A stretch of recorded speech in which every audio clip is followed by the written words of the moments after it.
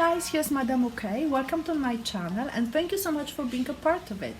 If you enjoy watching the videos, please don't forget to subscribe as well as to hit the like button.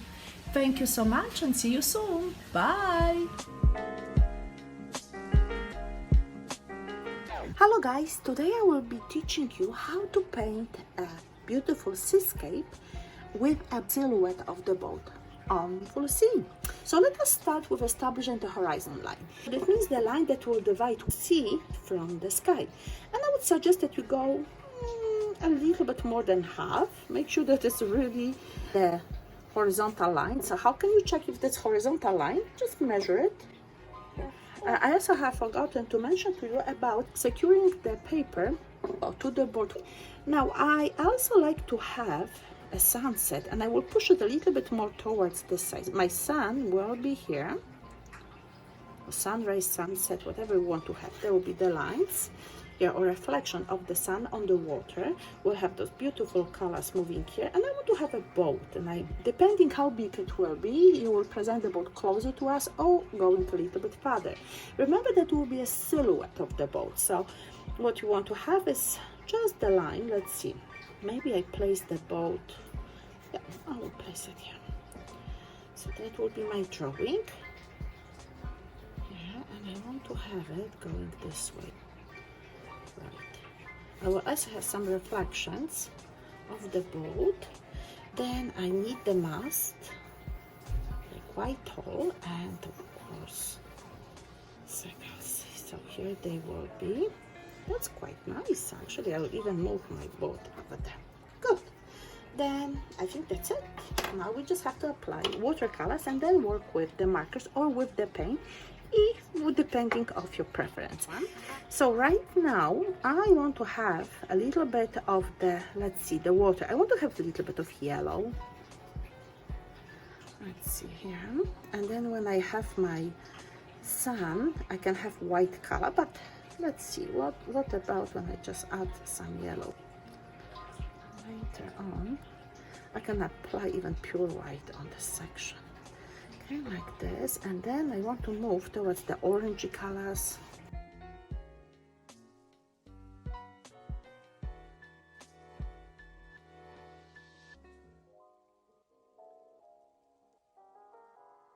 think it's now time to bring some red, and I have two different kinds of red. I want to use this raspberry, I call it red.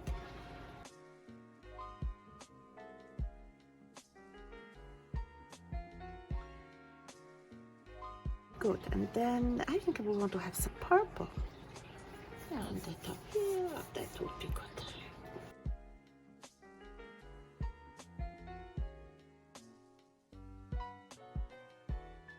Then we'll move to the water. And I think that the water can also get some of the blue color and purple color. I start with the very deep purple on the bottom. Yeah, I also will try to leave some of this white, which will later recreate using some opaque paint, which will be either the tempera or our acrylic paint. Like this.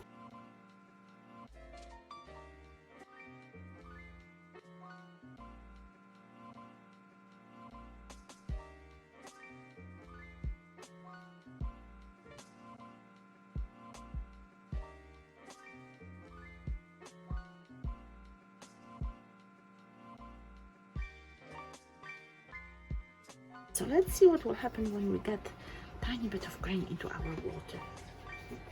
Actually, that's not bad. I like the effect.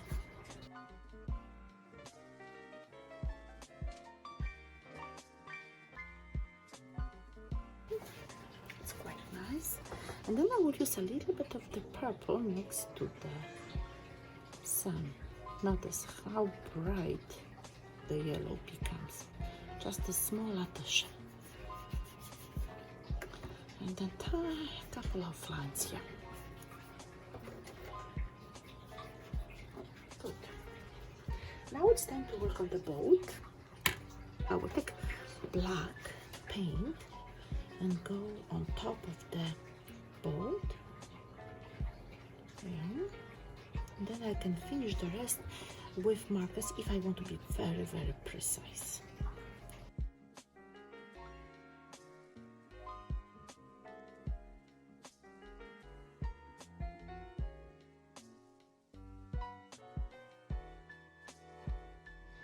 I can create some reflection of the boat, especially. And I can use tiny bit of purple here as well. And remember, I use those like zigzag lines because water moves, so it's not a static object, and therefore depends of the wind, of the waves. See, this image also has to move. So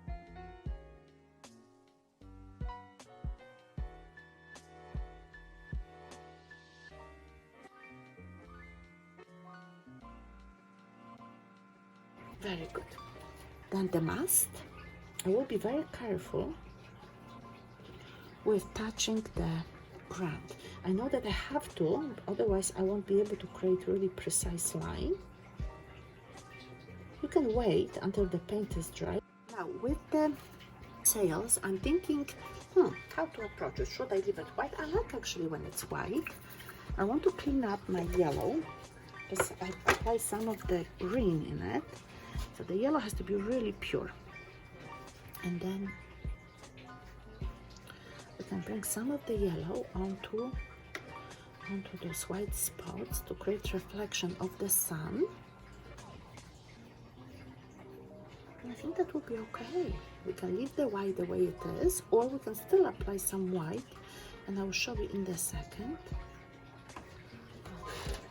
See, something is happening here that looks quite nice, looks quite interesting.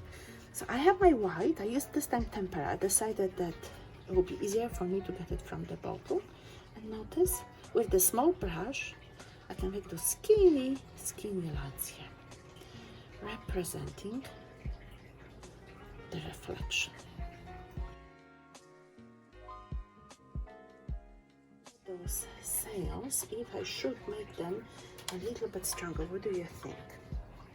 Maybe of certain color, because that will be, but when you put yellow it won't be so good. So I will just use, either I leave the paper the way it is, or I will apply some of my tempera paint.